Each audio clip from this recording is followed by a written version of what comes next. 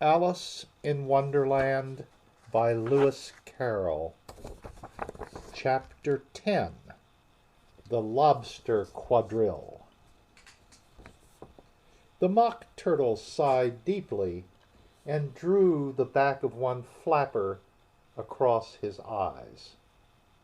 He looked at Alice and tried to speak, but for a minute or two sobs choked his voice. "Same as if he had a bone in his throat," said the Gryphon, and it set to work shaking him and punching him in the back. At last the Mock Turtle recovered his voice, and, with tears running down his cheeks, he went on again. "You may not have lived much under the sea." "I haven't," said Alice. "And perhaps you were never even introduced to a lobster." Alice began to say, "I once tasted," but checked herself hastily and said, "No, never." "So you can have no idea what a delightful thing a lobster quadrille is." "No, indeed," said Alice. "What sort of a dance is it?" "Why," said the Gryphon, "you first form into a line along the seashore." "Two lines!" cried the Mock Turtle. "Seals, turtles, salmon, and so on. Then, when you've cleared all the jellyfish out of the way—" "That generally takes some time," interrupted the Gryphon. "You advance twice, each with a lobster as a partner," cried the Gryphon. "Of course," the Mock Turtle said. "Advance twice, set to partners. Change lobsters and retire in the same order," continued the Gryphon. "Then, you know," the Mock Turtle went on, "you throw the—" "The lobsters!" shouted the Gryphon, with a bound into the air. "As far out to sea as you can." "Swim after them!" screamed the Gryphon. "Turn a somersault in the sea!" cried the Mock Turtle, capering wildly about. "Change lobsters again!" yelled the Gryphon at the top of his voice. "Back to land again!" "And that's all the first figure," said the Mock Turtle, suddenly dropping his voice, and the two creatures, who had been jumping about like mad things all this time, sat down again very sadly and quietly, and looked at Alice. "It must be a very pretty dance," said Alice timidly. "Would you like to see a little of it?" said the Mock Turtle. "Very much indeed," said Alice. "Come, let's try the first figure," said the Mock Turtle to the Gryphon. "We can do without lobsters, you know. Which shall sing?" "Oh, you sing," said the Gryphon. "I've forgotten the words." So they began solemnly dancing around and round Alice, every now and then treading on her toes when they passed too close, and waving their forepaws to mark the time, while the Mock Turtle sang this, very slowly and sadly: "Will you walk a little faster?"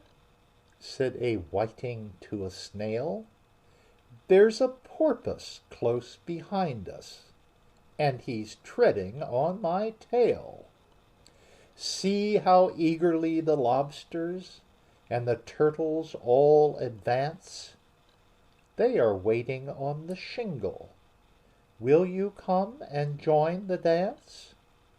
Will you, won't you, will you, won't you, will you join the dance? Will you, won't you, will you, won't you join the dance? You can really have no notion how delightful it will be when they take us up and throw us, with the lobsters, out to sea. But the snail replied, too far, and gave a look askance. Said he thanked the whiting kindly, but he would not join the dance. Would not, could not, would not, could not, would not join the dance. Would not, could not, would not, could not join the dance. What matters it how far we go? His scaly friend replied. There is another shore, you know, upon the other side. The further off from England, the nearer is to France. Then turn not pale, beloved snail, but come and join the dance. Will you, won't you, will you, won't you, will you join the dance? Will you, won't you, will you, won't you join the dance? Thank you. It's a very interesting dance to watch, said Alice, feeling very glad that it was over at last. And I do so like that curious song about the whiting. Oh, as to the whiting, said the Mock Turtle, you've seen them, of course. Yes, said Alice, I've often seen them at She checked herself hastily. I don't know where Din may be, said the Mock Turtle, but if you've seen them so often, of course you know what they're like. I believe so, Alice replied thoughtfully. They have their tails in their mouths, and they're all over crumbs. You're wrong about the crumbs, said the Mock Turtle. Crumbs would all wash off in the sea. But they have their tails in their mouths, and the reason is, here the Mock Turtle yawned and shut his eyes. Tell her about the reason and all that, he said to the Gryphon. The reason is, said the Gryphon, that they would go with the lobsters to the dance. So they got thrown out to sea. So they had to fall a long way. So they got their tails fast in their mouths. So they couldn't get them out again. That's all. Thank you, said Alice. It's very interesting. I never knew so much about a whiting before. I can tell you more than that if you like, said the Gryphon. Do you know why it's called a whiting? I never thought about it, said Alice. Why?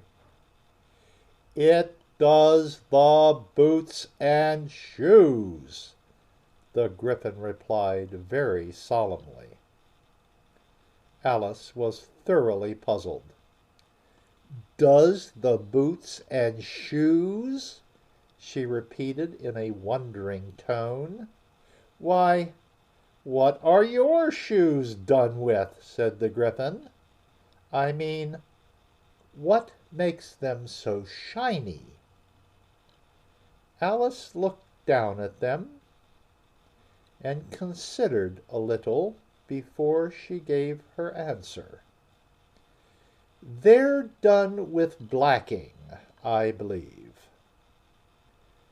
Boots and shoes under the sea," the Gryphon went on in a deep voice, "are done with whiting.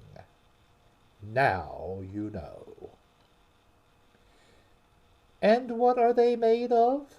Alice asked in a tone of great curiosity. "Soles and eels, of course," the Gryphon replied rather impatiently. "Any shrimp could have told you that." "If I'd been the whiting," said Alice, whose thoughts were still running on the song, "I'd have said to the porpoise, 'Keep back, please. We don't want you with us.'"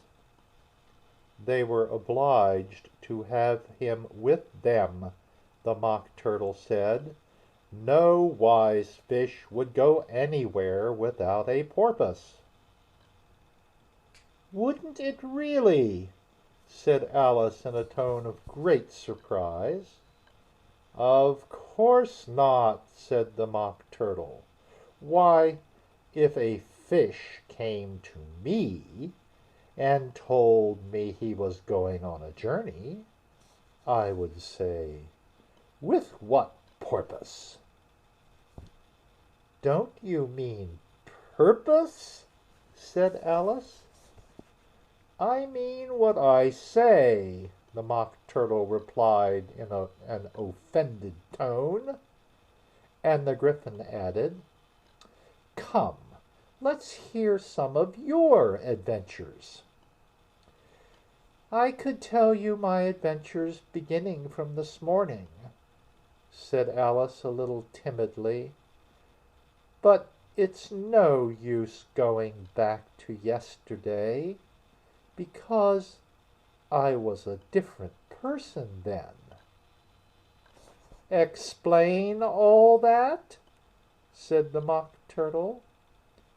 "No, no, the adventures first," said the Gryphon in an impatient tone. "Explanations take such a dreadful time." So Alice began telling them her adventures from the time when she first saw the White Rabbit. She was a little nervous about it just at first. The two creatures got so close to her, one on each side, and opened their eyes and mouths so very wide. But she gained courage as she went on. Her listeners were perfectly quiet till she got to the part about her repeating, "You are old, Father William," to the caterpillar, and the words all coming different. And then the Mock Turtle drew a long breath and said, "That's very curious." "It's all about as curious as it can be," said the Gryphon. "It all came different," the Mock Turtle repeated thoughtfully. "I should like to hear her try and repeat something now. Tell her to begin." He looked at the Gryphon as if he thought it had some kind of authority over Alice. "Stand up and repeat. 'Tis the voice of the sluggard," said the Gryphon. "How the creatures order one about, and make one repeat lessons," thought Alice. "I might as well be at school at once." However, she got up and began to repeat it. But her head was so full of the lobster quadrille that she hardly knew what she was saying, and the words came very queer indeed. "'Tis the voice of the lobster," I heard him declare. "You have baked me too brown. I must sugar my hair. As a duck with its eyelids, so he with his nose trims his belt and his buttons, and turns out his toes. When the sands are all dry, he is gay as a lark, and will talk in contemptuous tones of the shark. But when the tide rises and sharks are around, his voice has a timid and tremulous sound." "That's different from what I used to say when I was a child," said the Gryphon. "Well, I never heard it before," said the Mock Turtle, "but it sounds uncommon nonsense." Alice said nothing. She had sat down with her face in her hands, wondering if anything would ever happen in a natural way again. "I should like to have it explained," said the Mock Turtle. "She can't explain it," said the Gryphon hastily. "Go on with the next verse." "But about his toes," the Mock Turtle persisted. "How could he turn them out with his nose, you know?" "It's the first position in dancing," Alice said, but was dreadfully puzzled by the whole thing, and longed to change the subject. "Go on with the next verse," the Gryphon repeated impatiently. "It begins, 'I passed by his garden.'" Alice did not dare to disobey, though she felt sure it would all come wrong, and she went on in a trembling voice. "I passed by his garden and marked with one eye how the owl and the panther were sharing a pie. The panther took pie crust and gravy and meat, while the owl had the dish as its share of the treat. When the pie was all finished, the owl, as a boon, was kindly permitted to pocket the spoon, while the panther received knife and fork with a growl, and concluded the banquet." "What is the use of repeating all that stuff," the Mock Turtle interrupted, "if you don't explain it as you go on? It's by far the most confusing thing I ever heard." "Yes, I think you'd better leave off," said the Gryphon, and Alice was only too glad to do so. "Shall we try another figure of the lobster quadrille?" the Gryphon went on. "Or would you like the Mock Turtle to sing you a song?" "Oh, a song, please, if the Mock Turtle would be so kind," Alice replied, so eagerly that the Gryphon said in a rather offended tone, no accounting for tastes. Sing her turtle soup, will you, old fellow?" The Mock Turtle sighed deeply, and began, in a voice sometimes choked with sobs, to sing this: "Beautiful soup, so rich and green, waiting in a hot tureen. Who for such dainties would not stoop? Soup of the evening, beautiful soup, soup of the evening, beautiful soup, beautiful soup, beautiful soup, soup of the evening, beautiful, beautiful soup, beautiful soup. Who cares for fish, game, or any other dish? Who would not give all else for 2 pennyworth only of beautiful soup? Pennyworth only of beautiful soup. Beautiful soup, beautiful soup, soup of the evening, beautiful, beautiful soup.